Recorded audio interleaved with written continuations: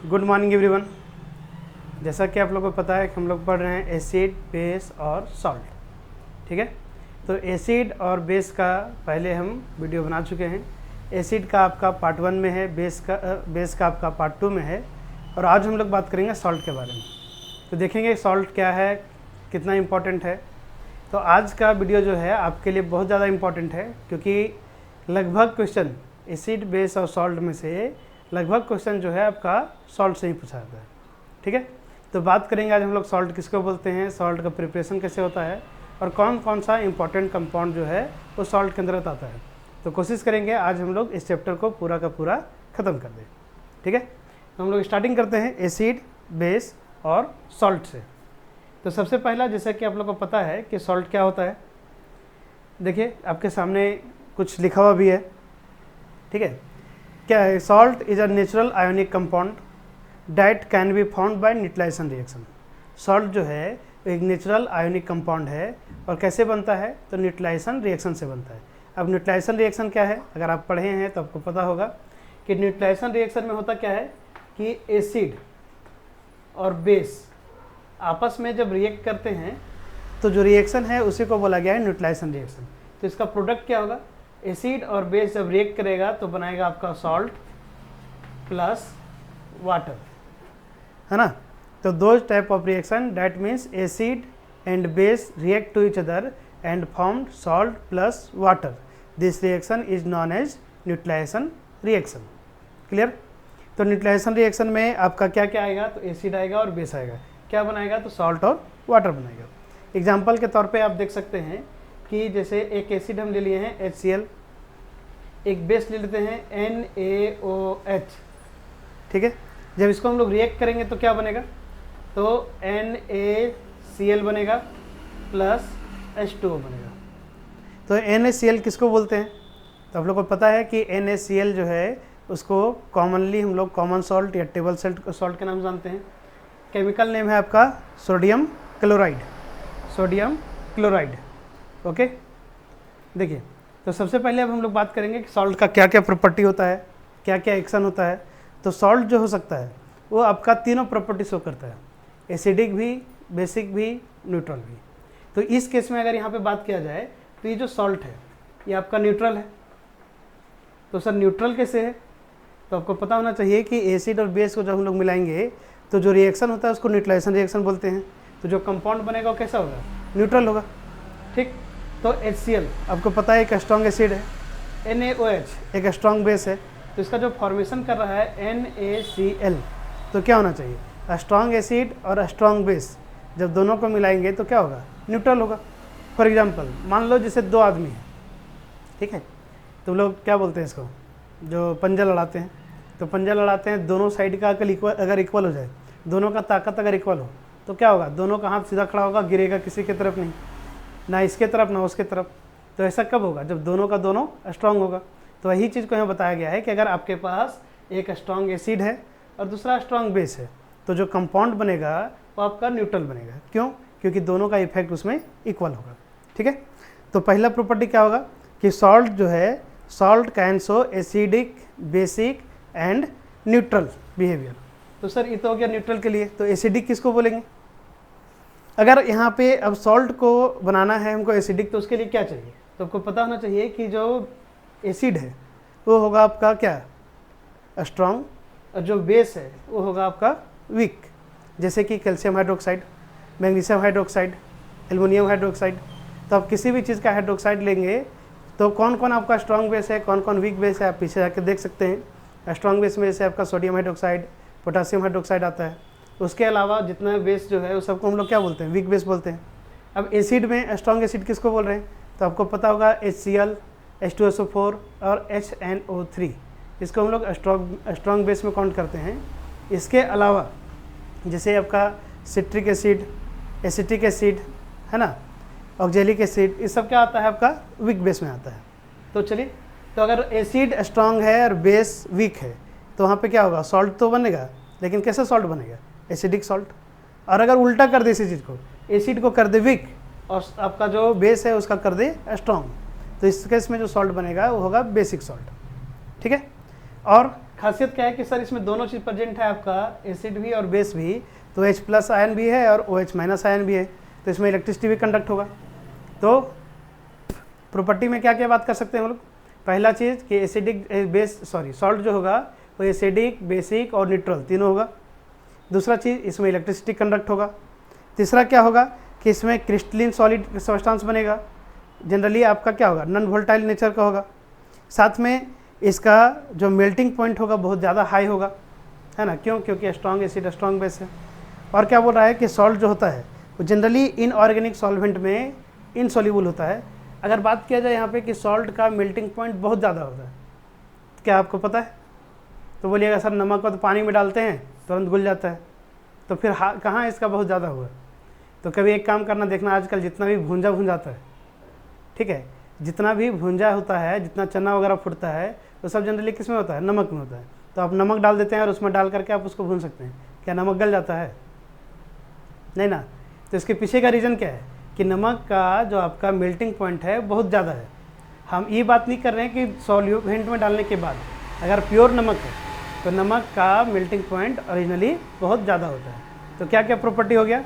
तो पहला प्रॉपर्टी बोल सकते हैं कि आपका सॉल्ट जो होता है वो आपका एसिडिक, बेसिक और न्यूट्रल नेचर का हो सकता है।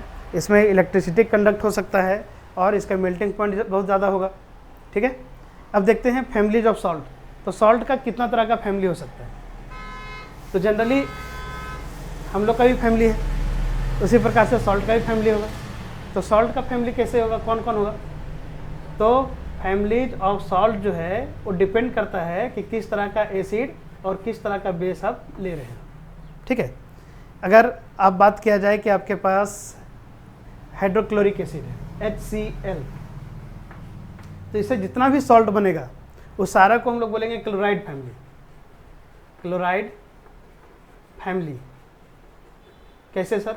देखिए, जैसे NaCl है ना, सोडियम क्लोराइड हो गया, KCl पोटासियम क्लोराइड हो गया, ठीक है, AlCl3 एल्युमिनियम क्लोराइड हो गया। ये सारे में क्या हो रहा है कि आपका क्लोरीन आ रहा है और H तो आपका निकल जाएगा बाहर वाटर के रूप में। तो कुल मिलाकर के जितने में भी आपका HCl का यूज होगा उसको हम लोग बोलेंगे क्लोराइड फैमिली। क्लियर? तो दूसरा है आपका salt family, sulphate family, sorry sulphate family. तो सल्फेट फैमिली किसको बोला जाएगा? वैसा फैमिली या वैसा सॉल्ट जिसमें आपका SO4 प्रेजेंट हो। तो SO4 को प्रेजेंट करने के लिए कौन सा एसिड यूज करना होगा? तो जनरली आपको यूज करना होगा H2SO4। तो जहाँ पे SO4 आ जाएगा तो उससे जितना भी सॉल्ट बनेंगे उस सभी को हम लोग बोलेंगे सल्फेट फैमिली। तीसरा जो है एक है नाइट्राइड फैमिली। ठीक है, नाइट्राइड फैमिली। तो नाइट्राइड फैमिली में क्या हो जाएगा? तो इसमें भी आपका नाइट्रिक एसिड यूज होगा। तो नाइट्रिक एसिड का फॉर्मूला आप लोग को पता है HNO3। तो NO3 को हम लोग बोलते हैं नाइट्राइट। तो जिस भी सॉल्ट में NO3 प्रेजेंट होगा तो कौन सा फैमिली से बिलोंग करेगा? तो नाइट्राइट फैमिली से। SO4 प्रेजेंट होगा तो कौन सा फैमिली से बिलोंग करेगा? सल्फेट फैमिली से। और अगर Cl प्रेजेंट है तो कौन सा फैमिली से बिलोंग करेगा? क्लोराइड फैमिली से। कैसे बनेगा? तो आप देख चुके हैं कि सर एसिड जैसा होगा उसके अनुसार डिपेंड करेगा कि उसका सॉल्ट जो है वो कैसा बनेगा। ठीक है, तो फैमिलीज ऑफ सॉल्ट क्लियर है, इसमें कोई ज़्यादा दिक्कत वाली बात नहीं होना चाहिए। आगे देखते हैं हम लोग थोड़ा सा कि सॉल्ट जो है और क्या इसके बारे में बोल सकते हैं। तो आपके सामने कुछ फार्मूला और कुछ सॉल्ट का टेबल दिया हुआ है, अब देख सकते हैं उसमें क्या क्या दिया हुआ है। पहला जैसे आपका है पोटासियम सॉल्ट, है ना, पोटासियम सॉल्ट। पोटासियम सॉल्ट का फार्मूला आता है K2SO4। K2SO4 इसको क्या बोलेंगे? तो पोटासियम सॉल्ट बोलेंगे सर। इसमें कौन कौन यूज हुआ है? तो आप ऐसे भी बता सकते हैं सर H2SO4 यूज हुआ है और एक जो K, तो K से क्या बनेगा? पोटासियम हाइड्रोक्साइड बनेगा, इसको यूज करेंगे। तो कुल मिला के कौन सा फैमिली से बिलोंग करेगा? Sulphate family. क्लियर? दूसरा आपका दिया हुआ है Na2SO4। Na2SO4 जिसको हम लोग बोलते हैं सोडियम सॉल्ट। तो इसमें कौन कौन होगा? तो सेम चीज़ होगा सर, H2SO4 होगा और एक हो जाएगा NaOH, सोडियम हाइड्रोक्साइड और सल्फ्यूरिक एसिड। अगर इसको यूज करके बनाएंगे तो हम लोग का बनेगा सोडियम सॉल्ट। एक है कैल्शियम सॉल्ट। तो कैल्शियम सल्फेट में क्या हो जाएगा? कैल्शियम सल्फेट में आपका है CaSO4, फार्मूला देख लीजिए सामने लिखा हुआ सारा। और कौन कौन सा उसमें यूज हुआ है। तो कैल्शियम सल्फेट बनाने के लिए एक तो पता है कि सर H2SO4 यूज होगा, और दूसरा कैल्शियम कहाँ से आएगा, तो कैल्शियम हाइड्रोक्साइड से आएगा, CaOH2, ठीक है, OH का हॉल्ट वाइज हो जाएगा। आगे है जैसे मैग्नीशियम सॉल्ट, ठीक है, तो मैग्नीशियम सल्फेट अगर है तो सल्फेट के लिए H2SO4 यूज होगा। तो जहाँ जहाँ सल्फेट आएगा तो एकदम क्लियर कान खोल के सुन लो कि आपके पास सल्फ्यूरिक एसिड का यूज किया जाएगा एसिड के रूप में, ठीक है। दूसरा आगे देखते हैं हम लोग, इसी टेबल में आगे आपका और क्या दिया हुआ है। तो सेम टेबल में आपका बताया गया है सोडियम क्लोराइड के बारे में, NaCl जो बता चुके हैं। एक है सोडियम नाइट्रेट के बारे में, तो सोडियम नाइट्रेट का फॉर्मूला हो जाएगा NaNO3, सोडियम नाइट्राइट, ठीक है। तो सोडियम नाइट्रेट में क्या दिख रहा है, तो सर सोडियम के लिए NaOH यूज करेंगे और नाइट्रेट के लिए HNO3 यूज करेंगे, ठीक है। तो एसिड यहाँ पे हो जाएगा HNO3 और बेस हो जाएगा NaOH, ठीक। इसके अलावा और बोल सकते हैं सोडियम कार्बोनेट, ये भी एक तरह का सॉल्ट ही है, सोडियम कार्बोनेट। तो सोडियम कार्बोनेट कहाँ से निकल के आएगा, दिमाग लगाओ।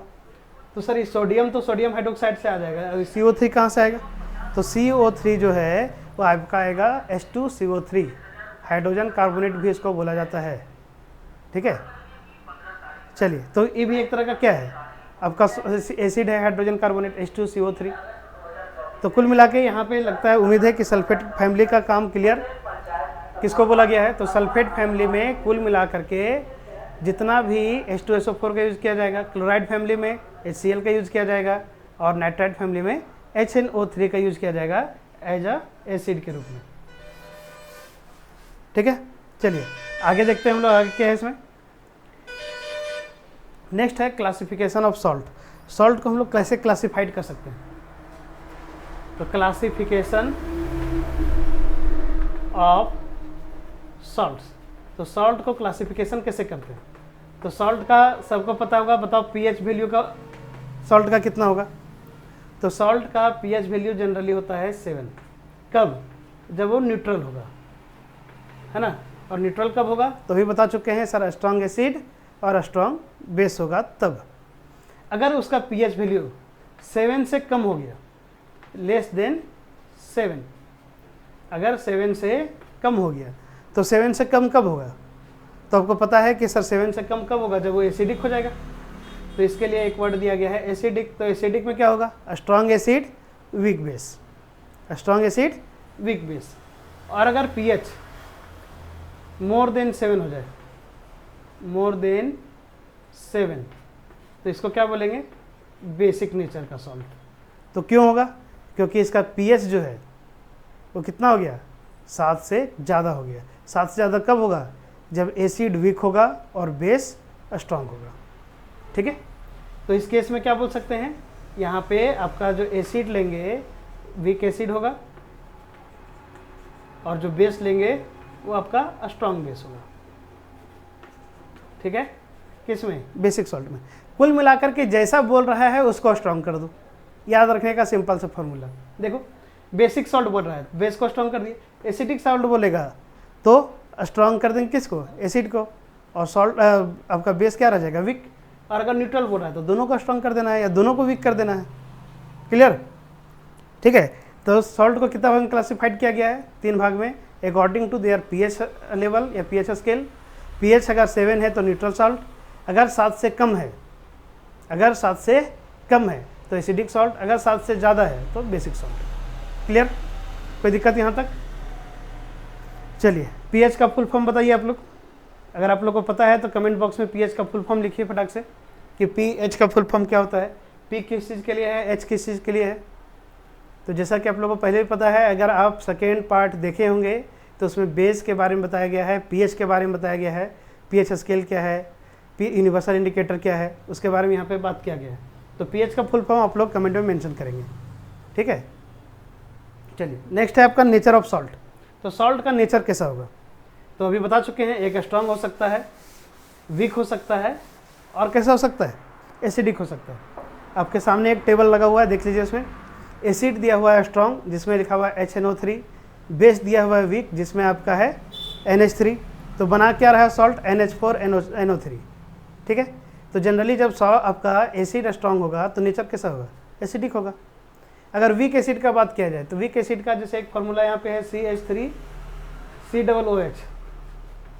चलिए आप लोग बताइएगा CH3COOH किसका फार्मूला होता है, CH3COOH किसका फार्मूला होता है, ठीक है। तो इसको एक तरह का वीक एसिड है और किस में पाया जाता है, दो काम आप लोग का है, CH3COOH किसका फार्मूला है और किस में पाया जाता है, ठीक है। अगर इसको हम एक स्ट्रॉन्ग बेस के साथ रिएक्ट कर दें तो क्या बनाएगा बेसिक सॉल्ट बनाएगा। उसी तरह से आपके पास चारों दिया हुआ है, एसिडिक, बेसिक और न्यूट्रल। तो आप यहाँ पे देख के समझ सकते हैं टेबल के आधार पे, तो एक ही चीज़ को बार बार बताने से फ़ायदा नहीं है। चलिए आगे देखते हैं। नेक्स्ट जो है आपका, अब आते हैं मेन जहाँ से क्वेश्चन आपके एग्जाम में पूछा जाता है। तो अभी तक जो बात किए हम लोग सॉल्ट के बारे में, इसमें से आपसे एग्जाम में क्या पूछा जा सकता है। पहला पूछा जाएगा कि सॉल्ट एसिडिक कब होगा, बेसिक कब होगा, न्यूट्रल कब होगा, न्यूट्राइजेशन रिएक्शन किसको बोलते हैं, एग्जाम्पल के साथ बताइए। तो इतना चीज़ अभी तक पूछा जा सकता है। आपसे जनरली एग्जाम में प्रॉपर्टी नहीं पूछेगा, जो एकदम क्लियर बातें बता दे रहे हैं। पूछ देगा पीएच लेवल 7 से कम किसका होगा, 7 से ज़्यादा किसका होगा, या न्यूट्रल किसका होगा, यहाँ तक पूछ सकता है। आगे देखते हैं इंपॉर्टेंट कंपाउंड में कौन कौन आता है। तो जितना भी इंपॉर्टेंट कंपाउंड है उसमें से सबसे पहले हम लोग बात करते हैं NaCl के बारे में, सोडियम क्लोराइड। तो सोडियम क्लोराइड का क्या खासियत है, तो सर सबसे पहले हम लोग को पता है कि सोडियम क्लोराइड को हम लोग कॉमन सॉल्ट या टेबल सॉल्ट के नाम से जानते हैं, जो सॉल्ट हम लोग खाने में इस्तेमाल करते हैं। क्लियर। चलिए आगे इसका केमिकल फार्मूला क्या होगा। तो केमिकल फार्मूला आपको पता है सर NaCl होता है। केमिकल नेम आपसे अगर पूछ दे तो केमिकल नेम क्या हो जाएगा, तो केमिकल नेम हो जाएगा सोडियम क्लोराइड। देखिए कुछ चीज़ जो आपको पता होना चाहिए, केमिकल नेम किसको बोलते हैं, केमिकल फार्मूला किसको बोलते हैं, कॉमन नेम किसको बोलते हैं, इसमें फ़र्क पता होना चाहिए। तो किसको बोलते हैं, केमिकल फार्मूला जिससे उसको रिप्रेजेंट किया जाए, केमिकल नेम जो फार्मूला दिख रहा है उसी को नेमिंग कर दो, कॉमन नेम जिसको कॉमन बोलचाल की भाषा में क्या बोलते हैं, ठीक है। जैसे इसको नमक बोलते हैं, कौन सा नमक, कॉमन सॉल्ट या टेबल सॉल्ट, ये हो गया कॉमन नेम, ठीक है। अगर केमिकल नेम पूछे सोडियम क्लोराइड, केमिकल फार्मूला पूछे NaCl, ये तो इतना बार बोल चुके हैं कि आपको भी याद हो गया होगा, ठीक है। प्रिपरेशन कैसे किया जाता है, तो आपको पता है कि सर नमक जो है उस समुद्र से हम लोग निकालते हैं। कहाँ से निकालते हैं, समुद्र से। जा करके खुद निकाल के लाते हो क्या, खुद से निकाल के लाते हो नहीं ना। तो करते क्या है, तो बड़ा बड़ा इंडस्ट्री में या जहाँ पे आपका समुद्र है वहाँ पे लोग देखना नमक का खेती करते हैं।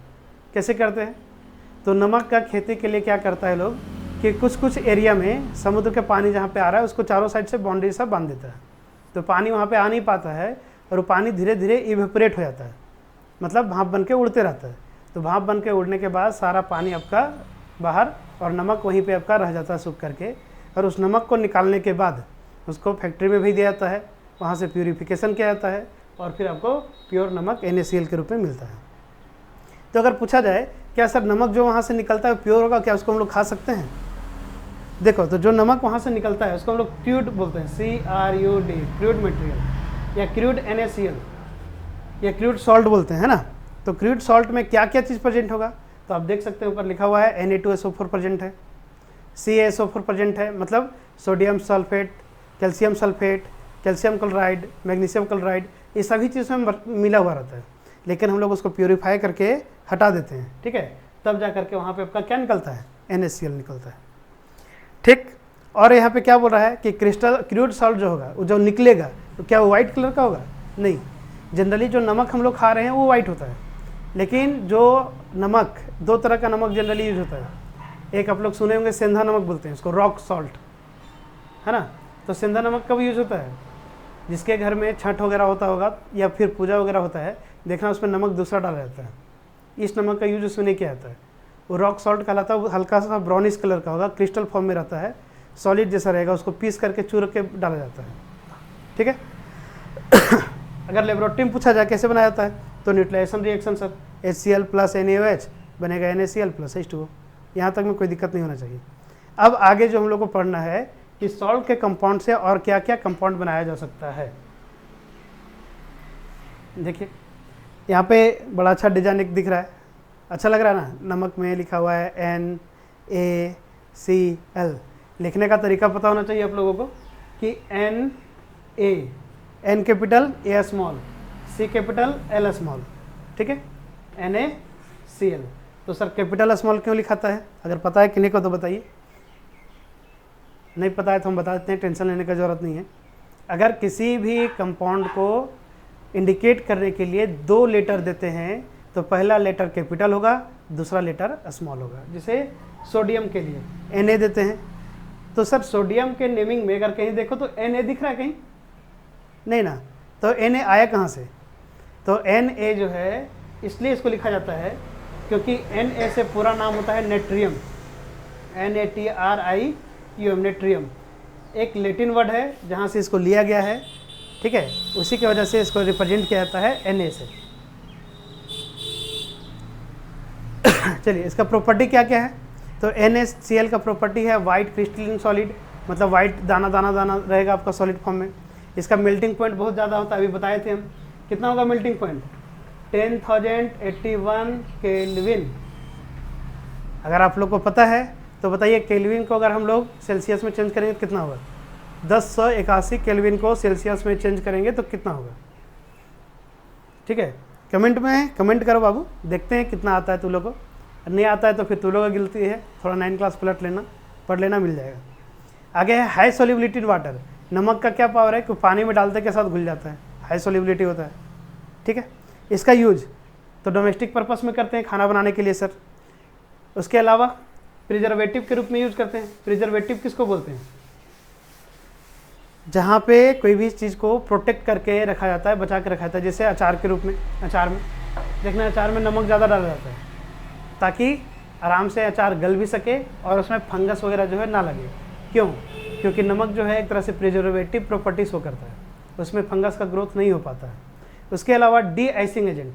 डी आइसिंग एजेंट का मतलब क्या हो गया? तो आप लोग को पता होगा कि जम्मू कश्मीर वगैरह ऐसा एरिया है जहाँ पे बर्फ़ बहुत ज़्यादा पड़ता है। तो बर्फ़ बहुत ज़्यादा पड़ता है तो उस कंडीशन में बर्फ़ वहाँ पे इतना हार्ड हो जाता है कि हटता नहीं है, तो वहाँ पे नमक का छिड़काव कर दिया जाता है ताकि आराम से सारा नमक गल जाए और वहाँ से उसको साइड किया जा सके। उसके अलावा जितना भी अभी हम लोग अब पढ़ेंगे कि सर HCl हो गया, NaOH हो गया, इस जितना जिसमें सोडियम या क्लोराइड दिख रहा है ना, NaHCO3 हो गया, इस सभी के फॉर्मेशन में, सभी के बनाने के लिए, सभी का प्रिपरेशन में हम लोग नमक का यूज करते हैं, ठीक है। ये सभी के प्रिपरेशन में हम लोग नमक का इस्तेमाल करते हैं। तो नमक का यूज क्या क्या हो गया? पहला हो गया सर डोमेस्टिक पर्पस, दूसरा हो गया प्रिजर्वेटिव, तीसरा हो गया डी-आइसिंग एजेंट, चौथा हो गया प्रिपरेशन ऑफ अदर कंपाउंड, ठीक है।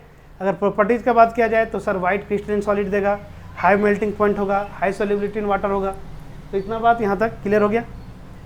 चलिए आगे देखते हैं हम लोग क्या इसमें है आगे कुछ।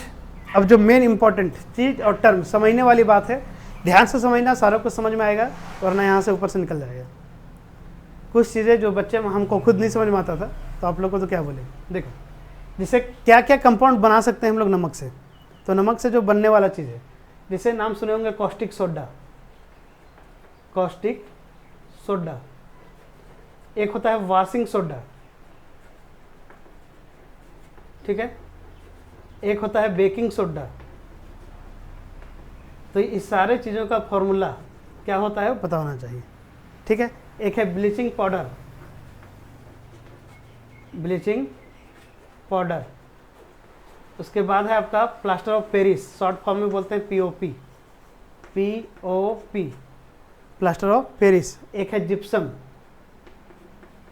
इतना सारा चीज़ आपको भी पढ़ना है एक करके, और सभी का बारे में जानना है कि बनता कैसे है, प्रिपरेशन क्या होता है, क्योंकि इसी से क्वेश्चन आपका एग्जाम में आता है। तो जैसा कि आपको पता है कि कॉस्टिक सोडा है, तो कॉस्टिक सोडा का फॉर्मूला क्या होगा? बताओ कोई, what is the formula of caustic soda? पता है? देखो सामने लिखा हुआ भी होगा। तो कॉस्टिक सोडा के फॉर्मूला में हम लोग बात कर सकते हैं, सिंपली इसको बोला जाता है NaOH। तो सर इसको तो सोडियम हाइड्रोक्साइड बोलते हैं। जी हाँ, सोडियम हाइड्रोक्साइड को ही हम लोग कॉस्टिक सोडा के नाम से जानते हैं, ठीक है। दूसरा है वॉशिंग सोडा। वॉशिंग सोडा का फॉर्मूला होता है Na2CO3 10H2O, sodium carbonate Deka hydrate. Baking soda, baking soda का होता है NaHCO3, सोडियम हाइड्रोजन कार्बोनेट, या इसी को बोला जाता है सोडियम बाइकार्बोनेट। आगे है ब्लीचिंग पाउडर। ब्लीचिंग पाउडर का होता है CaOCl2। एक है plaster of Paris. Plaster of Paris का होता है CaSO4 half H2O, CaSO4 half H2O। Chemical name है कैल्शियम सल्फेट हेमीहाइड्रेट, हेमी मतलब आधा। जिप्सम सेम फार्मूला है, बस फर्क थोड़ा सा है, CaSO4 2H2O, calcium sulphate dihydrate. ठीक है, तो याद लिखना है तो लिख सकते हो, वरना आगे देखते हैं। अभी हम लोग क्या एक एक करके बात करेंगे सबके बारे में कि कैसे बनता है, क्या होता है, क्या किसका प्रिपरेशन है, कैसे हो सकता है ना। चलिए आगे देखते हैं इसमें क्या कर सकते हैं हम लोग।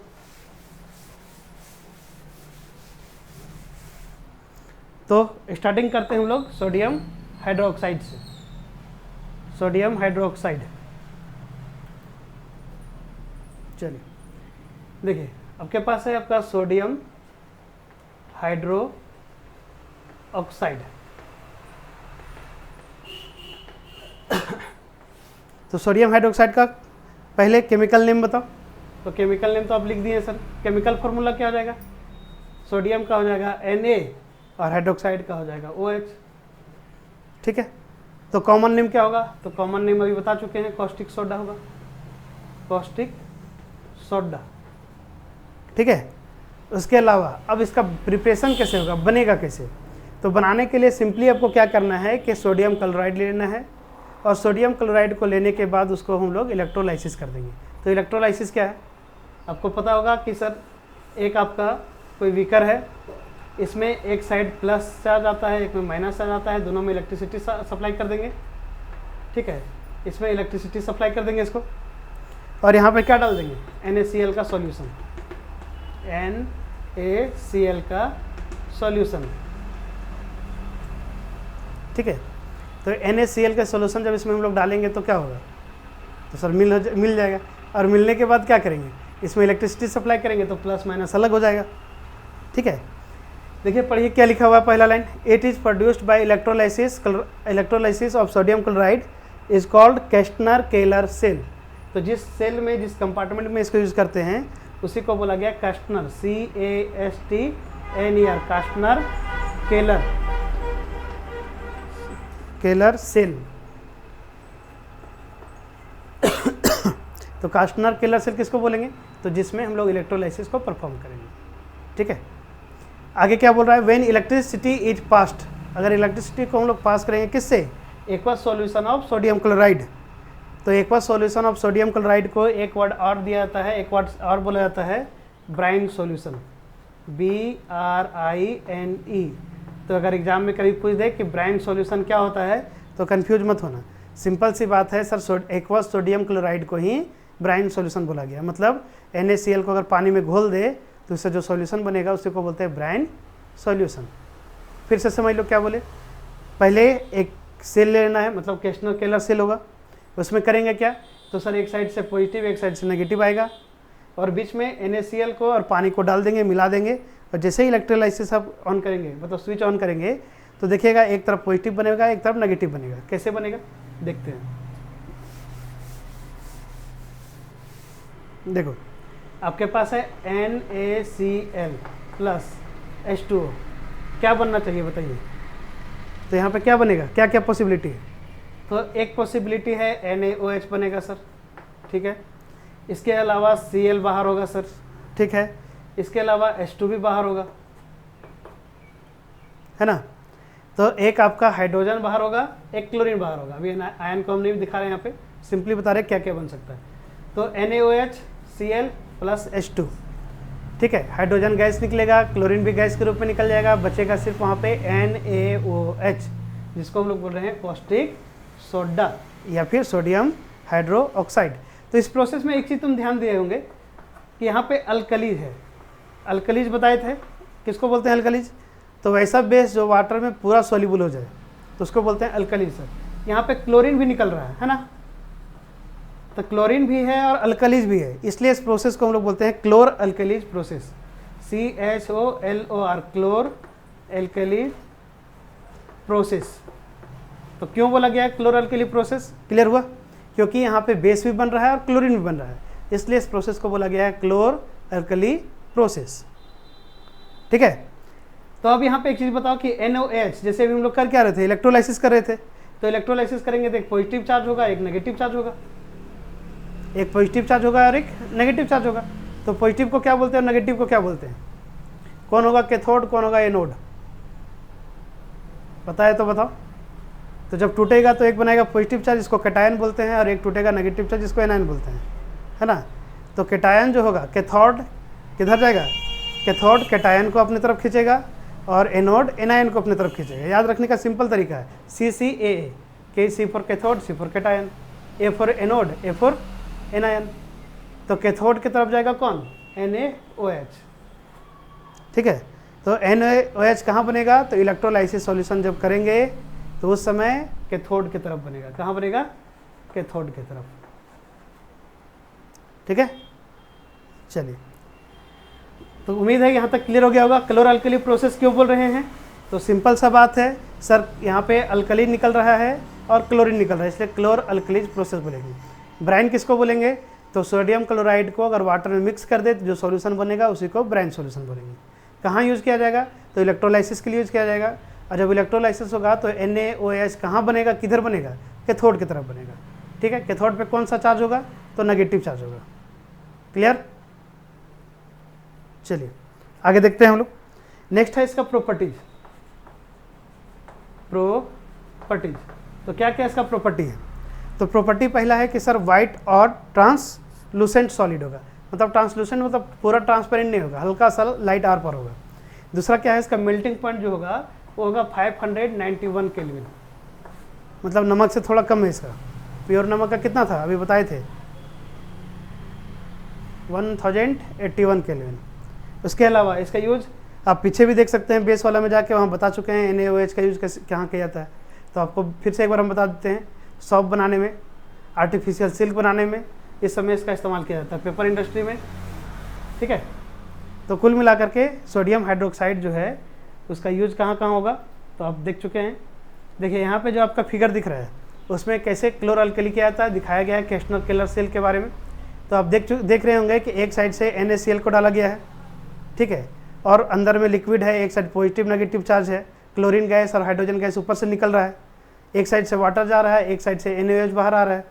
तो कुल मिलाकर के ये जो सेल है पूरा, इस ट्री को बोला गया केस्टनर केलर सेल।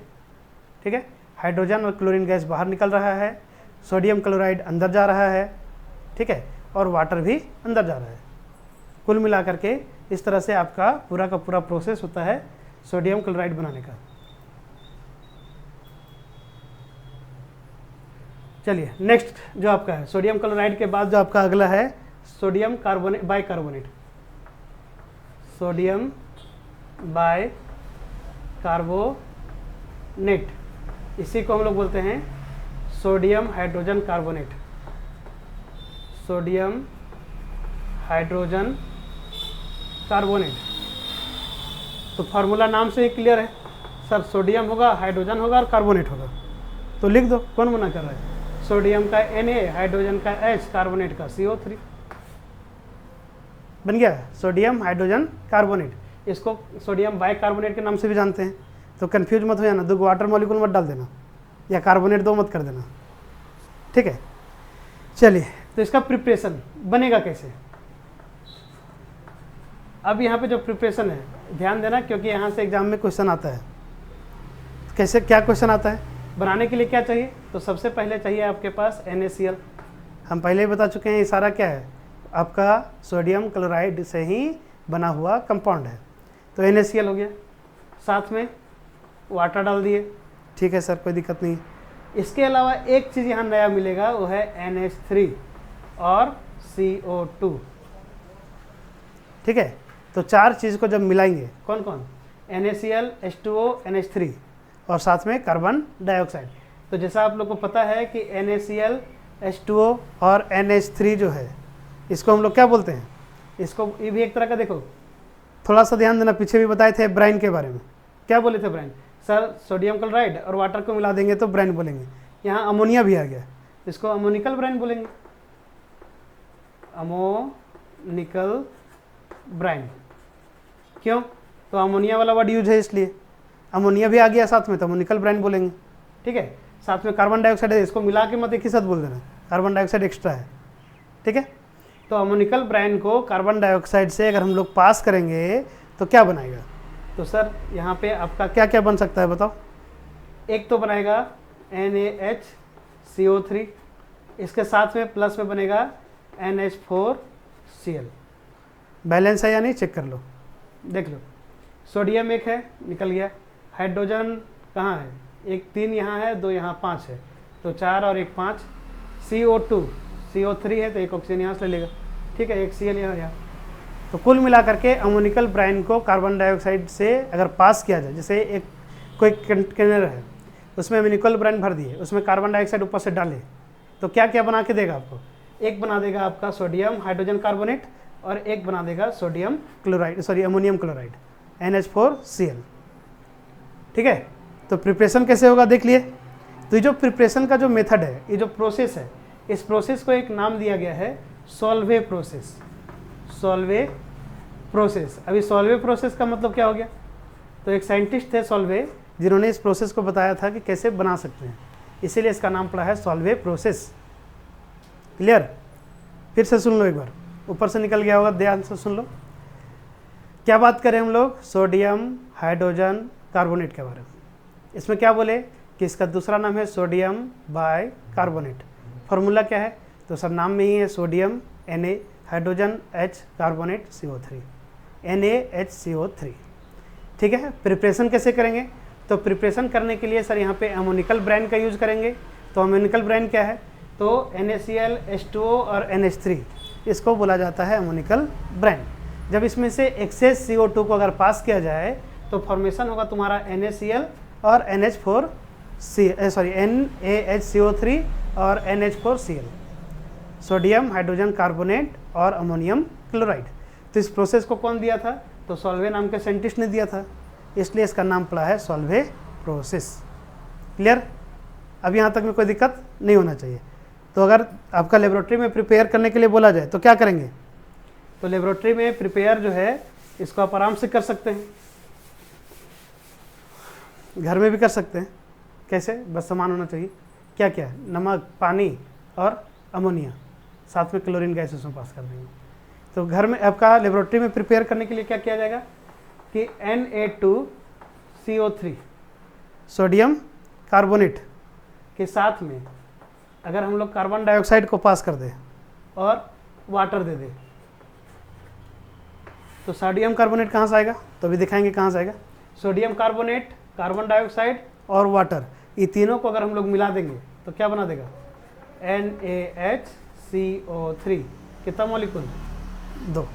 कैसे? तो बैलेंस कर लो, बन जाएगा। Na2 है इसलिए 2 करना पड़ा हमको। यहाँ पे H2 था, 2 H2 हो गया, CO3 और इधर CO2 और एक CO3। क्लियर? तो इस तरह से लैब में भी इसको प्रिपेयर किया जा सकता है। पूछा जाए कौन सा प्रोसेस है हम लोग सोडियम बाइकार्बोनेट बनाते हैं, तो सॉल्वे प्रोसेस। सॉल्वे प्रोसेस में क्या क्या यूज़ किया जाता है? Ammoniacal brine plus excess CO2। ठीक है, अब इसका यूज कहाँ किया जाता है? तो NaHCO3 का यूज हम लोग डेली अपना घर में भी करते हैं। कब? जब कुछ बनाना होता, पुआ पकवान, जैसे घर में, जब आपके घर में देखेंगे बहुत तरह का जो बनता है, ढुसका, पुआ, है ना, तो उसमें क्या करते हैं? देखना, उस स्वेलिंग होता है, फूलता है। तो क्यों फूलता है? तो सर उसमें सोडा डालते हैं। तो वही सोडा तो है ना, वही सोडा के बारे में तो बोला गया है। तो ऐसा क्या? देखो, NaHCO3 बोले, सोडियम हाइड्रोजन कार्बोनेट, तो इसका कॉमन नेम क्या है? ज़रा ध्यान देना। कॉमन नेम जो है वो क्या है? तो सर बेकिंग सोडा। तो वही सोडा तो है जो हम लोग खाते हैं, एडिबल सोडा होता है ना। बेकिंग सोडा ऐसे को मीठा सोडा भी बोलते हैं। तो इसका यूज़ कहाँ करते हैं? तो पहला क्या हो गया? बेकरी प्रोडक्ट, जितना भी बेकरी प्रोडक्ट है, जैसे आपका पाव रोटी वगैरह है या केक वगैरह है, ब्रेड वगैरह है, उस सब में इसका इस्तेमाल किया जाता है। क्यों? ताकि फूल सके। तो कैसे फूलेगा? देखो, तुम्हारे पास क्या था? NaHCO3 था। इसको अगर हीट कर दोगे, गर्म करोगे, तो गर्म करोगे तो क्या बनाएगा? सोडियम कार्बोनेट बनाएगा, Na2CO3 प्लस कार्बन डाइऑक्साइड बनाएगा प्लस वाटर बनाएगा। जो रिएक्शन अभी लिखे थे उसी को उल्टा कर दो। हीट करने के बाद क्या होगा, जब ये टूटेगा तो सोडियम कार्बोनेट, कार्बन डाइऑक्साइड और वाटर बनाएगा। तो जो कार्बन डाइऑक्साइड है वो बाहर निकलेगा कि वहीं रहेगा, निकलेगा। और जब बाहर निकलेगा, जैसे केक इतना सटा हुआ है, लेकिन जैसे ही इसमें कार्बन डाइऑक्साइड बाहर निकलेगा, देखना ये फ्लफी हो जाएगा, पूरा फूल जाएगा। तो बीच बीच में क्या होगा, गैस बन जाएगा, एयर वेपर का जगह बनेगा। तो इसी को बोला गया है कि कार्बन डाइऑक्साइड जब बाहर आता है तो उसको स्वेल कर देता है, फुला देता है, फ्लफी कर देता है। इसीलिए हम लोग बेकिंग सोडा का इस्तेमाल खाने में या बेकरी प्रोडक्ट में करते हैं। इसके अलावा सोडियम कार्बोनेट का यूज कहाँ होगा, और तो एंटी एसिड के रूप में भी इसका इस्तेमाल किया जाता है। मतलब जो बताए थे मिल्क ऑफ मैग्नीशियम हाइड्रोक्साइड, वहाँ पे उसके जगह पे आपका सोडा का भी यूज कर सकते हैं। उसके अलावा एक और इम्पॉर्टेंट चीज़ है फायर एक्सटिंजर। तो फायर एक्सटिंजर क्या है, तो आपको पता होगा कि आग बुझाने वाला जो देखे होंगे, जो बड़ा बड़ा रेड कलर का डब्बा में रहता है बंद, पूरा लोहा वाला, उसमें से आपका पूरा अगर कहीं आग लग गया तो उसको खोल करके पूरा मारते तो फेन जैसा हो जाएगा, साबुन जैसा। तो क्यों, क्योंकि उसमें सोडियम कार्बोनेट डाला हुआ रहता है, बाइकार्बोनेट, और साथ में उसमें आपका सल्फ्यूरिक एसिड रहता है। जैसे ही उसका पिन खींचेंगे, सल्फ्यूरिक एसिड उसमें मिक्स होगा और पूरा गैस बना देगा कार्बन डाइऑक्साइड, और आग को बुझाने में मदद करेगा। तो फायर एक्सटिंजर में भी यूज होता है, बेकरी प्रोडक्ट में यूज होता है, एंटी एसिड में यूज होता है। ठीक, अब मज़ेदार बात, एक और जो काम की बात है कि सर जब सोडियम कार्बोनेट अगर हम लोग डालेंगे तो सोडियम कार्बोनेट जो है इसका टेस्ट कैसा होगा, तो जनरली इसका टेस्ट जो होगा वो बिटर होगा, थोड़ा सा कड़वा होगा। लेकिन सर जब हम लोग पारोटी वगैरह खाते हैं तो उसमें तो बिटर नहीं लगता, कड़वा तो नहीं लगता है। तो उसके साथ में इसका बिटरनेस को हटाने के लिए आपका NaHCO3 के साथ में हम लोग टार्टेरिक एसिड का यूज करते हैं। तो टार्टेरिक एसिड किस में मिलता है बताओ, टार्टेरिक एसिड जो है वो किस में मिलता है। तो अगर पहला लेक्चर आप देखे होंगे तो उसमें आपका साफ साफ बताया गया है कि टेमरिन जो है, इमली में आपको टार्टेरिक एसिड मिलता है। तो टार्टेरिक एसिड जब आपका NaHCO3 में मिल जाता है तो उसका बिटरनेस को ख़त्म कर देता है, कड़वाहट को ख़त्म कर देता है। ठीक है, तो इससे भी क्वेश्चन आपका आया हुआ एग्जाम में, आप चाहें तो देख सकते हैं, 2020 में पूछा गया क्वेश्चन है। क्या बोल रहा है कि सोडियम कार्बोनेट में हम लोग किसको मिक्स करते हैं, तो टार्टेरिक एसिड को जनरली यूज करते हैं, या कोई भी आप एसिड को यूज कर सकते हैं, वीक एसिड को, लेकिन जनरली टार्टेरिक एसिड का इस्तेमाल किया जाता है। चलिए नेक्स्ट है आपका सोडियम बाइकार्बोनेट, सोडियम बाइकार्बोनेट तो हो गया, वह सोडियम कार्बोनेट। देखो फिर से एक बार रिपीट कर दे रहे हैं हम, क्या क्या बात अभी तक बताए हैं। तो पहला बताए NaCl के बारे में, जिसमें कोई दिक्कत नहीं होना चाहिए, न्यूट्रलाइजेशन रिएक्शन से होता है, कॉमन सॉल्ट बोलते हैं। दूसरा है आपका कौन सा, कॉस्टिक सोडा। कॉस्टिक सोडा बनाने के लिए क्या चाहिए, तो फार्मूला है NaOH, केमिकल नेम है सोडियम हाइड्रोक्साइड। बनाने के लिए सर सिंपल सा ब्राइन सॉल्यूशन चाहिए, जिसमें NaCl और वाटर को इलेक्ट्रोलाइसिस करेंगे तो आपका NaOH बनेगा। किधर बनेगा, तो कैथोड की तरफ बनेगा। ठीक है, दूसरा बताए sodium hydrogen bicarbonate, sodium hydrogen carbonate या सोडियम बाइकार्बोनेट, जिसका फार्मूला है NaHCO3, जिसको बेकिंग सोडा के नाम से जानते हैं, खाने में इस्तेमाल किया जाता है। ठीक है, यह बेकरी प्रोडक्ट में इस्तेमाल होता है। नेक्स्ट है सोडियम कार्बोनेट, सोडियम कार्बोनेट। ठीक है, तो सोडियम कार्बोनेट किसके लिए जनरली यूज हो रहा है, तो सोडियम कार्बोनेट जनरली आपका वाशिंग सोडा के नाम से जाना जाता है, वाशिंग सोडा। तो वाशिंग सोडा का फॉर्मूला क्या है, Na2CO3। देखो यहाँ सोडियम है और कार्बोनेट है, तो Na2CO3। लेकिन जब वाशिंग सोडा के लिए स्पेशल बात करते हैं तो यहाँ पे हम लोग 10 मॉलिक्यूल जो है किसका, वाटर का डाल देते हैं, Na2CO3 10H2। ठीक है, पूरा नाम क्या हो गया, सोडियम कार्बोनेट डेकाहाइड्रेट। देखो sodium carbonate decahydrate, sodium carbonate and 10 molecule water का है तो हो जाएगा डेकाहाइड्रेट। तो जैसा कि आप लोग को पता है कि 2 मॉलिक्यूल होगा तो बाय होगा, 3 होगा तो ट्राई होगा, 4 है तो टेट्रा होगा, 5 है तो पेंटा होगा, 6 है तो हेक्सा, 7 है तो हेप्टा, 8 है तो ऑक्टा, 9 है तो नोना और 10 है तो डेका। मॉलिक्यूल वाटर मॉलिक्यूल के लिए हाइड्रेट वर्ड यूज होता है, तो hydrate. Sodium carbonate decahydrate Na2CO3 10H2। Clear, 2 form में हो सकता है। अगर सिर्फ रहे सर, अगर सिर्फ Na2CO3 रहे तब क्या दिक्कत है सर, कोई दिक्कत नहीं है। Na2CO3 रहे कोई दिक्कत नहीं है, तो इसका नाम क्या होगा?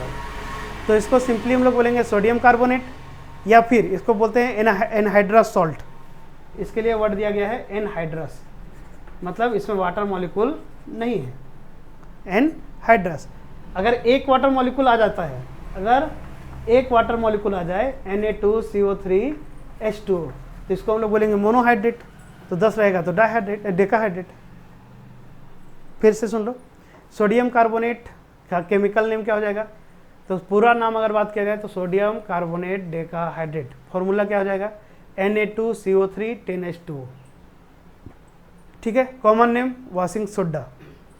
ठीक, अगर एक भी वाटर मॉलिक्यूल ना हो, सिर्फ Na2CO3 है, तो एनहाइड्रस बोल सकते हैं इसको। अगर एक वाटर मॉलिक्यूल है तो फिर मोनोहाइड्रेट बोल सकते हैं। 10 है तो डेकाहाइड्रेट के लिए वर्ड यूज किया गया है। उम्मीद है क्लियर हो जाना चाहिए यहाँ तक। अगर जिसको जहाँ दिक्कत लगेगा आप पूछ सकते हैं, क्वेश्चन अपने कमेंट में डाल सकते हैं, कोई दिक्कत नहीं, जवाब आपको मिल जाएगा। उसके अलावा इसका प्रिपरेशन कैसे किया जा सकता है? तो प्रिपरेशन करने के लिए सिंपली हम लोग क्या लेंगे? पहले जो हमारे पास बना हुआ मटेरियल है उसको ले लेंगे। कौन सा? NaHCO3। जब इसको तोड़ेंगे तो अभी आपको तोड़ के हम दिखाए थे, क्या बना था सर? Na2CO3 बना था, H2O बना था, प्लस CO2 बना था। ठीक है, कोई दिक्कत नहीं है। तो यहाँ पे इसको बैलेंस करने के लिए यहाँ 2 कर देंगे। ठीक है, अब जो आपके पास Na2CO3 है, इसमें 10 मॉलिक्यूल अगर हम वाटर का डाल दे तो क्या बन जाएगा? प्लस 10 मॉलिक्यूल वाटर का डाल दे तो हो जाएगा Na2CO3 10H2O। ठीक है, तो सिंपल सा प्रोसेस है। ई प्रोसेस को भी आपका सॉल्वे के द्वारा ही ऑब्टेन किया गया है, इसको भी आप सॉल्वे प्रोसेस बोल सकते हैं। SOLVAY, Solvay process. ठीक, तो सॉल्वे प्रोसेस से क्या क्या बना? तो सर एक बना था सोडियम हाइड्रोजन कार्बोनेट, और दूसरा बना है सोडियम कार्बोनेट डेकाहाइड्रेट, मतलब बेकिंग सोडा, वॉशिंग सोडा, दोनों जो सोडा है वह सॉल्वे के द्वारा ही बनाया गया है। S for soda, S for Solvay. ठीक है, सोडा किससे? सॉल्वे से। तो सॉल्वे क्या किया था? तो सर अमोनिकल ब्रांड्स को एक्सेस कार्बन डाइऑक्साइड उसमें पास किया तो बन गया कौन सा? Baking soda. वही बेकिंग सोडा को तोड़ दिया तो बन गया आपका Na2CO3, उसमें 10 मॉलिक्यूल वाटर का मिला दिया, बन गया वॉशिंग सोडा। ठीक है, सिंपल सा प्रोसेस है, कोई दिक्कत नहीं होना चाहिए यहाँ तक। आगे देखते हैं आगे क्या है। तो क्या बोल रहा है कि अगर इसको हम पानी खुला छोड़ दे तब क्या होगा सर? देखो Na2CO3 जो है यहाँ पे इसके साथ 10 मॉलिक्यूल जो वाटर का है वो आपका मिक्स हुआ है। अगर इसको हम पानी के साथ छोड़ दें तो क्या होगा? तो देखो क्या होगा? Na2CO3 10H2O। अगर इसको हम लोग ड्राई एयर में रख दे, खुला हवा में रख दे, तो क्या होगा कि इसका वाटर मॉलिक्यूल लॉस हो जाएगा और किसमें बन जाएगा? Na2CO3H2O। सिर्फ एक मॉलिक्यूल वाटर का रहेगा इसमें, बाकी 9 वाटर मॉलिक्यूल जो है वहाँ से बाहर निकल जाएगा। 9 वाटर मॉलिक्यूल क्या होगा? वहाँ से बाहर निकल जाएगा। तो क्या मतलब है सर इसका बताने का? कुछ तो काम नहीं है, कुछ भी बोलते जा रहे हैं आप धीरे धीरे। अरे बोल नहीं रहे भाई, इसको पूछा जाता है एग्जाम में कि इफर्सनेस किसको बोलते हैं? देखो EFF, इफ्लोरेसेंस, EFFLORESCENES। तो एग्जाम में आपसे क्वेश्चन पूछा जाता है कि इफ्लोरेसेंस क्या है? तो इफ्लोरेसेंस जो है वो अगर बोला जाए कि अगर हम लोग सोडियम कार्बोनेट डेकाहाइड्रेट को ड्राई एयर में खुला अगर छोड़ देते हैं तो उसका Na2CO3 1H2O बचता है, बाकी का 9H2O जो है उससे लॉस हो जाता है, बाहर निकल जाता है। तो इसी प्रोसेस को बोला गया है इफ्लोरेसेंस। क्लियर? तो एग्जाम में अगर पूछ दिया कि व्हाट इज इफ्लोरेसेंस, तो आपको पता होना चाहिए कि सोडियम कार्बोनेट डेकाहाइड्रेट को अगर ड्राई एयर में रख देंगे तो 9 वाटर मॉलिक्यूल्स का लॉस हो जाएगा। उसी प्रोसेस को बोला गया है इफ्लोरेसेंस। ठीक है, चलिए, तो ये था आपका किसके बारे में? Sodium carbonate decahydrate, that means washing soda. Washing soda जिसको हम लोग सरफ के नाम से भी जानते हैं। तो सरफ का यूज कहाँ करते हैं? तो आपको पता होगा, अभी आगे जब पढ़ेंगे carbon in its compound chapter, तो उसमें हम लोग एक चीज़ देखेंगे कि कि वहाँ पे आपका वाटर मॉलिक्यूल जो है उसमें दो तरह का वाटर होता है, एक सॉफ्ट वाटर, एक हार्ड वाटर। तो हार्ड वाटर जिसमें आपका साबुन से डालिएगा तो झाग ज़्यादा नहीं बनेगा, तो ऐसे कंडीशन के लिए ही आपका सर्फ का फॉर्मेशन क्या हो गया। सोच के देखो ज़रा सा कि जब साबुन बना ही था कपड़ा धोने वाला, तो सर्फ बनाने का क्या मतलब था? सिंपल सी बात है ना। तो साबुन बना ही था लेकिन सर्फ बनाने का क्या मतलब था? तो साबुन जब बना हुआ था तो सर्फ बनाने का बस एक ही मकसद है कि सारे पानी में साबुन झाग नहीं बना पाता था। तो उस कंडीशन को ठीक करने के लिए सर्फ को थोड़ा सा मॉडिफाई किया गया और तब जाके सर्फ बनाया गया। तो पहला काम क्या होगा? वाटर को सॉफ्ट करना। तो सॉफ्टनिंग ऑफ वाटर के लिए क्या इस्तेमाल किया जाएगा? तो सोडियम कार्बोनेट डेकाहाइड्रेट। ठीक है, तो वाटर को सॉफ्ट करने का क्या मतलब है? तो उसमें जो भी मैग्नीशियम का इफेक्ट है उसको कम किया जाता है, क्योंकि वाटर हार्ड कैसे होता है, उसमें कुछ अमाउंट मैग्नीशियम का भी प्रेजेंट होता है, जिसकी वजह से झाग बनने नहीं देता है। ठीक, तो क्या बोला गया है? तो इसका यूज वाटर सॉफ्टनिंग, लॉन्ड्रिंग मतलब जहाँ पे कपड़ा साफ होता है, क्लीनिंग में काम किया जाता है। बाकी आपका यूज पता है, ग्लास का फैक्ट्री में इसका यूज कर सकते हैं, साबुन बनाने में इस्तेमाल कर सकते हैं, बोरेक्स बनाने में इस्तेमाल कर सकते हैं, कॉस्टिक सोडा में इस्तेमाल कर सकते हैं। इसके अलावा पेपर फैक्ट्री, पेंट फैक्ट्री या फिर कपड़ा फैक्ट्री में इसका यूज हो सकता है। तो यूजेज आपको पता होना चाहिए कहाँ होता है। तो कुल मिला के अभी तक जो हम लोग बात किए थे वो सारा का सारा क्या था? तो सारा का सारा आपका NaCl के द्वारा बना हुआ ही कंपाउंड है। ठीक है, नेक्स्ट हम लोग बात कर रहे हैं कैल्शियम ऑक्सीक्लोराइड। कैल्शियम ऑक्सीक्लोराइड, नाम से ही फॉर्मूला निकल जाएगा। देखो, कैल्शियम के लिए Ca, ऑक्सीजन के लिए O और क्लोराइड के लिए Cl, है ना। बस यहाँ 2 लगा देना। CaOCl2 2023 का क्वेश्चन में नहीं 22 में पूछा है कि कैल्शियम ऑक्सीक्लोराइड, जो आपका टर्म 1 टर्म 2 का एग्जाम हुआ था उसमें, कि आपका कैल्शियम ऑक्सीक्लोराइड का फॉर्मूला क्या है और इसका कॉमन नेम क्या है। तो फॉर्मूला हो जाएगा CaOCl2 और इसका फॉर्मूला हो जाएगा, सॉरी कॉमन नेम हो जाएगा ब्लीचिंग पाउडर। ब्लीचिंग पाउडर, तो ब्लीचिंग पाउडर कहाँ इस्तेमाल करते हैं? तो सर अभी बरसात का भी मौसम है। बरसात का मौसम में क्या होता है? पानी में देखना पूरा पानी भर जाता है, बहुत गंदा भी हो जाता है, कुछ जम्स वगैरह का भी अमाउंट बढ़ जाता है। तो उसको मारने के लिए, पानी को साफ करने के लिए आपका ब्लीचिंग पाउडर का यूज़ किया जाता है। ठीक है, क्या है formula? CaOCl2, common name bleaching powder, chemical name calcium oxychloride. Preparation करने का तरीका क्या है? तो प्रिपरेशन बोल रहा है कि अगर आपके पास क्या है, कैल्शियम हाइड्रोक्साइड CaOH2 को अगर क्लोरीन से अगर पास किया जाए, एक्सेस क्लोरीन उसमें डाला जाए, किस में? कैल्शियम हाइड्रोक्साइड में, तो क्या बनाएगा? तो बना देगा आपका CaOCl2 प्लस H2O। ठीक है, देखो कैल्शियम हाइड्रोक्साइड में जब हम लोग क्लोरीन को मिक्स करेंगे तो बना देगा कैल्शियम ऑक्सीक्लोराइड और वाटर। मतलब कुल मिलाकर के अब कैल्शियम हाइड्रोक्साइड क्या है तो आपको पता होगा, कैल्शियम हाइड्रोक्साइड को हम लोग बोलते हैं स्लैक्ट लैम्प। स्लैक्ट लैम्प का मतलब क्या हो गया? बुझा हुआ पानी, है ना। करना क्या है? बुझा हुआ पानी के लिए चूना लेना है। कौन सा चूना? जो दुकान में मिलता है, उसमें पानी डाल देना, तो क्या हो जाएगा? चूना बुझ जाएगा। नहीं, चूना मार्ग लगा हुआ था क्या? नहीं ना। तो होगा क्या? जैसे ही आपको पता होगा, पहला चैप्टर अगर आप पढ़े हैं तो, कि कैल्शियम ऑक्साइड में अगर पानी को डाला जाए तो एक जो एक्जोथर्मिक प्रोसेस होता है, उसमें हीट बाहर निकलता है, तो पानी क्या हो जाएगा? पूरा चूना खौलने लगेगा, और खौलने लगेगा उसके बाद क्या होगा कि शांत हो जाएगा थोड़ा देर बाद, तो सारा चूना देखना नीचे बैठ जाएगा, पानी ऊपर आ जाएगा। तो उस पानी को कैल्शियम हाइड्रोक्साइड भी बोल सकते हैं। उसमें चेक करना, अगर ब्लू लिटमस को डाल करके रेड लिटमस को देखना, कलर उसका ब्लू हो जाएगा। क्यों सर? तो कैल्शियम हाइड्रोक्साइड एक तरह का बेस है ना। अब उसी कैल्शियम हाइड्रोक्साइड को आप ले लीजिए और उसमें क्लोरीन को, गैस को पास करवाइए, तो बना देगा किस में? कैल्शियम ऑक्सीक्लोराइड में, मतलब ब्लीचिंग पाउडर के रूप में।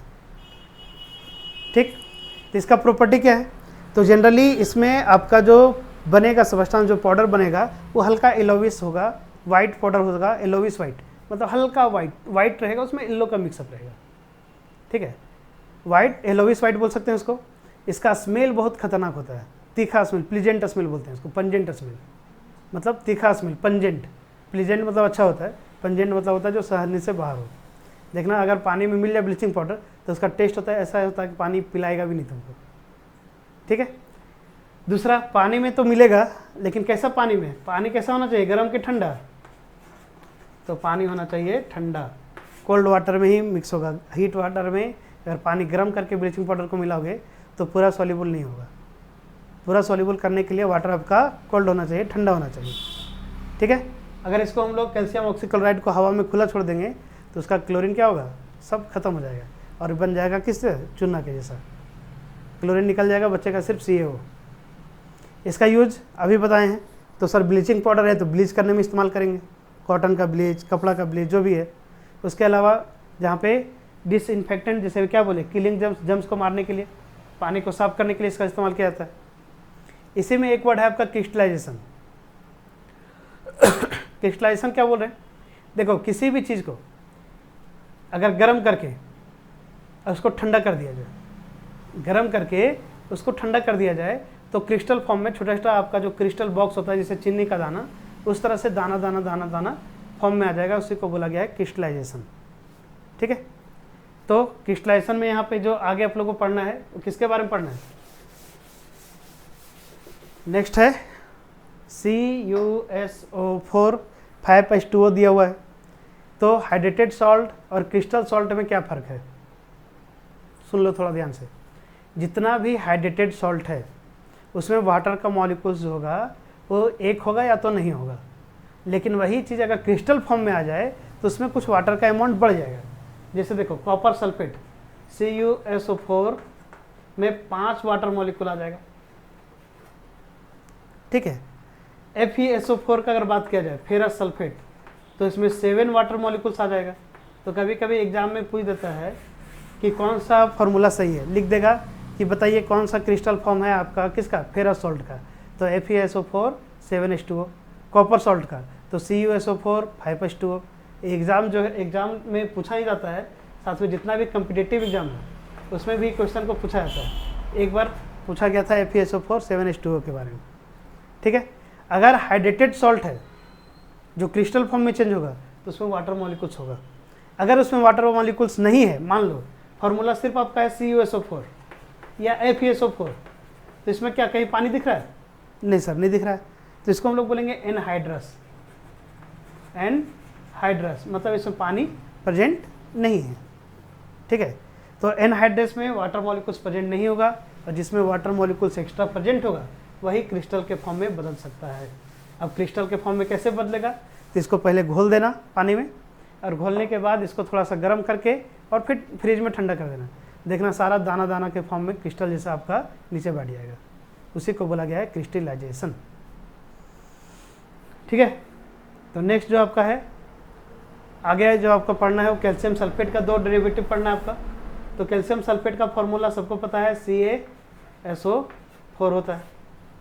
कैल्शियम सल्फेट CaSO4 ये 2 फॉर्म में एग्जिस्ट कर सकता है। कौन कौन, तो जनरली एनहाइड्रस होगा, तो एनहाइड्रस में सर वाटर मॉलिक्यूल तो आप नहीं दिए हैं इसमें, तो ये एनहाइड्रस कहलाएगा।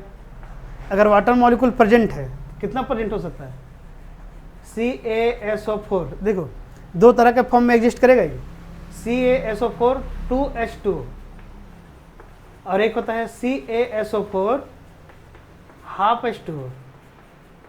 दोनों में क्या फ़र्क है सर, एक है कैल्शियम सल्फेट डाइहाइड्रेट, एक है कैल्शियम सल्फेट हेमीहाइड्रेट। तो कैल्शियम सल्फेट डाइहाइड्रेट को हम लोग बोलते हैं जिप्सम, जिप्सम, और कैल्शियम सल्फेट हेमीहाइड्रेट को बोलते हैं plaster of Paris, plaster of Paris.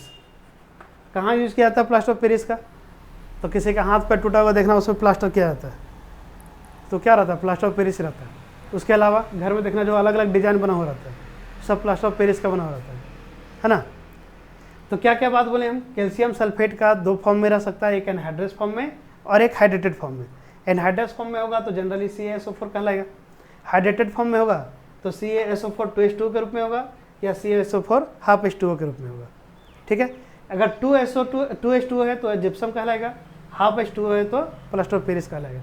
ये एग्जाम के लिए आपका इंपॉर्टेंट पॉइंट है, इससे क्वेश्चन अक्सर एग्जाम में पूछता है यहाँ पे, ठीक है। क्या क्वेश्चन पूछता है, देखो क्वेश्चन है आपका कि प्लास्टर ऑफ पेरिस कैसे बनेगा। तो प्लास्टर ऑफ पेरिस बनाने के लिए आप क्या कर सकते हैं, तो सिंपली आपके पास जो जिप्सम है CaSO4 2H2O, उसको 100 डिग्री सेल्सियस पे, मतलब 373 केल्विन पे अगर गर्म किया जाए तो चेंज हो जाएगा CaSO4 हाफ H2O।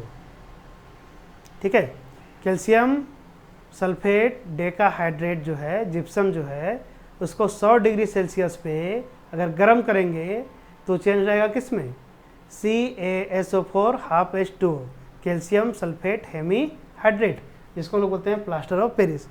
तो एक क्वेश्चन यहाँ उठ सकता है कि सर 100 डिग्री सेल्सियस में ही क्यों? इससे ज़्यादा होगा तो क्या होगा और इससे कम होगा तो क्या होगा? देखो, अगर टेम्परेचर 100 डिग्री से ज़्यादा हो गया तो जो भी तनी वनी पानी दिख रहा है ना हाफ H2O, वो भी सूख जाएगा। ठीक है, तो पूरा का पूरा किस में बदल जाएगा, एनहाइड्रस में बदल जाएगा। और अगर उससे कम रह गया तो क्या होगा, अगर उससे कम रह गया तो क्या होगा कि पानी का अमाउंट जो हाफ था उससे ज़्यादा रह जाएगा, तो भी काम का चीज़ नहीं बनेगा। इसीलिए बोला गया है कि 100 डिग्री सेल्सियस मतलब 373 केल्विन पे ही इसको गर्म करना है। तो कभी एग्जाम में पूछता है कि कैल्शियम सल्फेट डेकाहाइड्रेट जो जिप्सम है उसको 100 डिग्री सेल्सियस में ही क्यों गर्म करते हैं, तो पता होना चाहिए क्यों होता है।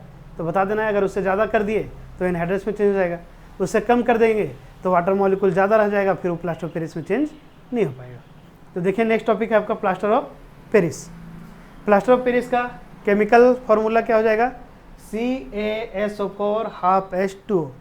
केमिकल नेम क्या हो जाएगा, कैल्शियम CaLCIum, कैल्शियम सल्फेट। देखो आधा है तो आधा तो नहीं बोल सकते हैं, इसको क्या बोलेंगे, hemihydrate, hemihydrate, calcium sulphate hemihydrate. या तो फिर एक चीज़ और दिमाग में बैठा लो आप कि अगर सिंगल मॉलिक्यूल है तो CaSO4 हाफ H2O बोल दिया, अगर इसका 2 मॉलिक्यूल कर दें तो क्या बन जाएगा, 2 CaSO4, हाफ की जगह क्या 1 हो जाएगा, बिल्कुल हो जाएगा। देखो 2 अगर है, 2 मॉलिक्यूल आपस में तो वाटर का अमाउंट कितना हो जाएगा, 1 हो जाएगा। 1 में आधा था तो 2 में 1 हो जाएगा, सिंपल सी बात है। तो इसको हम लोग ऐसे भी लिख सकते हैं या फिर ऐसे लिख सकते हैं, CaSO4 H2O, लेकिन कब, जब 2 मॉलिक्यूल्स होगा, CaSO4 हाफ H2O कब, जब 1 मॉलिक्यूल होगा।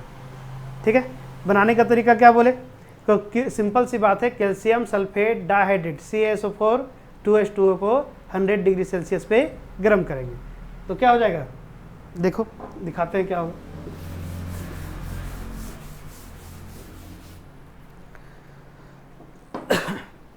तो आपके पास है CaSO4 2H2O, CaSO4 2H2O। तो CaSO4 2H2 जो है उसको जब हीट करेंगे हम लोग कितना पे, 100 डिग्री सेल्सियस पे, तो क्या बनाएगा, तो बनाएगा CaSO4 हाफ H2O, है ना, और इसका जो है कितना मॉलिक्यूल्स, 3/2 वाटर मॉलिक्यूल्स जो है वो बाहर हो जाएगा। ठीक है, या फिर इसको और कैसे लिख सकते हैं, तो इसको लिख सकते हैं सर, 2 मॉलिक्यूल लेंगे CaSO4 2H2O का, तो ये बना देगा CaSO4 H2O, तो ये 2 मॉलिक्यूल्स हो जाएगा, प्लस में 3 वाटर मॉलिक्यूल्स बाहर हो जाएगा। सिंपल है, कोई दिक्कत नहीं है। क्या बोल रहा है कि हीटिंग इज नॉट कंट्रोल्ड, अगर इसका हीट को कंट्रोल नहीं किया गया, या तो ये dead burn plaster of Paris, मतलब बहुत ज़्यादा हीट कर देंगे तो किससे बदल जाएगा, एनहाइड्रस में बदल जाएगा। उससे कम रखेंगे तो आपका प्लास्टर ऑफ पेरिस बनेगा ही नहीं। ठीक है, चलिए आगे नेक्स्ट, आगे आपका इसका यूज, तो यूज बता चुके हैं अभी। बिल्डिंग इंडस्ट्री, मतलब जितना भी बिल्डिंग में जो डिजाइनिंग होता है, घर में देखना सारा का आपका, जो घर में अगर आपके पास देखना कॉर्नर कॉर्नर में इस तरह से डिजाइन बना होता है इसे, है ना, तो डिजाइनिंग सब किससे होता है, प्लास्टर ऑफ पेरिस ही होता है। जस्ट लाइक सीमेंट कैसा है, जैसे आपके पाउडर के फॉर्म में होता है, उसमें पानी डालेंगे और फिर थोड़ा देर किसी डाल के किसी सांचा में छोड़ देंगे तो उसी का शेप ले लेगा। ठीक है, तो बिल्डिंग इंडस्ट्री में इसके अलावा आपका बोन अगर कहीं फ्रैक्चर हो गया तो उसमें प्लास्टर वगैरह करने में मदद किया जाता है, ताकि बोन जो है अपना जो पोजीशन है उसी में रहे, हटे नहीं इधर उधर। दूसरा ये जो चौक जिससे हम लिख रहे हैं, ये चौक भी आपका प्लास्टर ऑफ पेरिस का ही बना हुआ है। जितना भी ऑर्नामेंटल स्ट्रक्चर है, जितना भी डिजाइनिंग का वर्क है, वो भी आपका प्लास्टर ऑफ पेरिस से ही किया जाता है। इसके अलावा जितना भी स्टैचू वगैरह बनता है, मूर्ति वगैरह जो बड़ा बड़ा बनता है, वो भी आपका प्लास्टर ऑफ पेरिस से ही बनता है। देखना कभी कभी आपके यहाँ जो आप मोबाइल अगर चलाते होंगे तो उसमें रील्स आता है, उस रील्स में क्या दिखता है कि कोई सांचा है उसमें आपका प्लास्टर ऑफ पेरिस को डाल के छोड़ दिया जाता है थोड़ा देर, फिर निकालेगा तो पूरा मूर्ति का रूप ले लेता है। तो प्लास्टर ऑफ पेरिस का बहुत सारा इस्तेमाल होता है। ठीक है, नेक्स्ट है आपका ब्लू विट्रोल। अभी क्या है, देखिए इससे एग्जाम में क्वेश्चन पूछता तो नहीं है, लेकिन मैं भी कभी अगर पूछ दे तो फिर पता होना चाहिए कि ब्लू विट्रोल बोलते हैं किसको है। ज़्यादा नहीं, लास्ट है, इससे ज़्यादा कुछ नहीं है, इससे ज़्यादा बताएंगे भी नहीं। ब्लू विट्रोल जो है इसका केमिकल नेम है आपका copper sulphate pentahydrate. Copper sulphate pentahydrate. तो फॉर्मूला बता दो क्या होगा, पेंटाहाइड्रेट। फॉर्मूला बताओ क्या होगा। तो सर कॉपर का Cu, सल्फेट का SO4, पेंटाहाइड्रेट मतलब 5H2O। Copper sulphate pentahydrate. अगर कॉपर सल्फेट को जब हम लोग घोलेंगे पानी में तो देखना ही कैसा हो जाएगा, ब्लू कलर का होगा। हिंदी में इसको नीला थोथा के नाम से भी जानते हैं। ठीक है, इसी को बोला गया ब्लू विट्रोल, नीला थोथा। ठीक है, एनहाइड्रस फॉर्म में होगा तो एनहाइड्रस फॉर्म में क्या होगा, CuSO4 होगा। हाइड्रेटेड फॉर्म में CuSO4 5H2O होगा। क्या होगा, जैसे ही कैल्शियम सल्फेट में अगर पानी को डाल देंगे तो इसका कलर कैसा हो जाएगा, आपका ब्लू हो जाएगा। और ऐसे एनहाइड्रस में रहेगा तो कैसा कलर होगा, तो वाइट होगा। वाइट होगा जनरली एनहाइड्रस में, जैसे ही पानी डालेंगे तो कलर कैसा हो जाएगा, ब्लू। वाह, जादू है इधर। ठीक है, इसका यूज कहाँ करेंगे, तो इंसेक्टिसाइड या पेस्टिसाइड को मारने के लिए, इंसेक्ट को मारने के लिए, कीड़ा मकोड़ा को मारने के लिए इसका इस्तेमाल किया जाता है। तो कुल मिला करके आपका चैप्टर हो गया समाप्त। अब इसमें इससे ज़्यादा कुछ नहीं है। तो एक बार क्या क्या पढ़े हम लोग, बस सिर्फ सभी का केमिकल नेम, फार्मूला थोड़ा सा देख लेते हैं, है ना। तो जो सबसे पहले सॉल्ट में हम लोग पढ़े क्या, कि सॉल्ट में सबसे पहले पढ़े कि जो कॉमन सॉल्ट है कौन सा, NaCl, sodium chloride. Common name common salt या टेबल सॉल्ट। इससे क्या क्या बना, तो एक बना NaOH, सोडियम हाइड्रो ऑक्साइड, जिसको बोले कॉस्टिक सोडा, कॉस्टिक सोडा।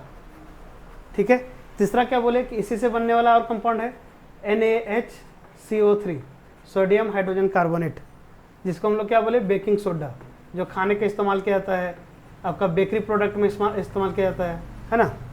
इसके अलावा और क्या था, Na2CO3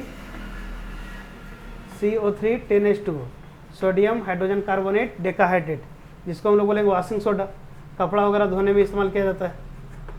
ठीक है, इसके अलावा और क्या देखें हम लोग, तो एक देखें कैल्शियम ऑक्सी क्लोराइड CaCO2, जिसको हम लोग बोलते हैं ब्लीचिंग पाउडर, ब्लीचिंग पाउडर, है ना। इसके अलावा और क्या देखें, तो अभी हम लोग देखे थे इसका क्या, कैल्शियम सल्फेट डाइहाइड्रेट, जिसको हम लोग बोले जिप्सम। ठीक है, इसके अलावा कैल्शियम सल्फेट और ½ H2O, जिसको बोले हैं plaster of Paris, short form है POP।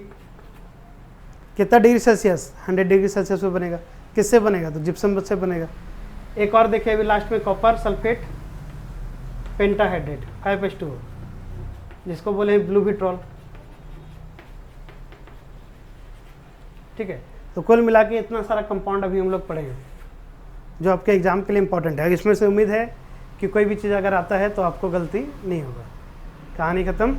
तो उम्मीद है कि अब आप लोग इसको अच्छे से प्रिपेयर कर लेंगे। इस चैप्टर से रिलेटेड जितना भी क्वेश्चन बनने वाला है, एक दिन लाइव आके सारा क्वेश्चन आप लोग को हम करवा देंगे। Clear, thank you very much. चलिए मिलते हैं फिर नेक्स्ट चैप्टर में। जैसा जो भी चैप्टर का डिमांड होगा आपका, आप कमेंट बॉक्स में कमेंट कर सकते हैं कि कौन सा चैप्टर करना है या नहीं करना है। और उम्मीद है अगर अच्छा लगेगा तो वीडियो को लाइक भी कर दीजिएगा और हो सके तो शेयर कर दीजिए। जो जितना लोग सब्सक्राइब नहीं किए हैं एक बार सब्सक्राइब कर लीजिएगा। अगर आप लास्ट तक देख रहे हैं इसका मतलब है कि आप एक पढ़ने वाले स्टूडेंट हैं। इस इतना लंबा चैप्टर को मात्र 3 भाग में कंप्लीट करना बहुत बड़ी बात है। तो हम लोग एसिड, बेस और सॉल्ट को मात्र 3 लेक्चर में कंप्लीट किए। तो कोशिश कीजिए, थोड़ा आप भी अपनी तरफ से मेहनत करिए और जहाँ दिक्कत है वहाँ पूछिए, कमेंट कीजिए, जवाब मिलेगा आपको। Thank you.